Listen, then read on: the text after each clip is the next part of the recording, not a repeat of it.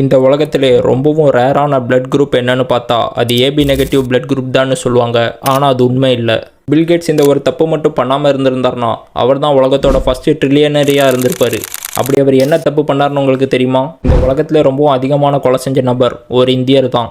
ஏன்னா இவர்கிட்ட தான் உலகத்திலே அதிகமான கொலை செஞ்ச நபர்ன்ற ஒரு கின்னஸ் ரெக்கார்டு கூட இருக்குது. நோக்கியாவை உங்களுக்கு வெறும் ஒரு மொபைல் பிராண்டாக மட்டும்தானே தெரியும். ஆனால் அதுக்கு முன்னாடி அவங்க என்ன பிஸ்னஸ் பண்ணிட்டு இருந்தாங்கன்னு உங்களுக்கு தெரியுமா? பேர் கிரில்ஸ் பேராசூட்டில் பறந்துட்டு இருக்கும்போது அவரோட பேராசூட் கிழிஞ்சதுனால அவர் 16,000 அடி உயரத்துலேருந்து கீழே விழுறாரு. அதனால பேர் கிரில்ஸோட முதுகெலும்பு உடையுது.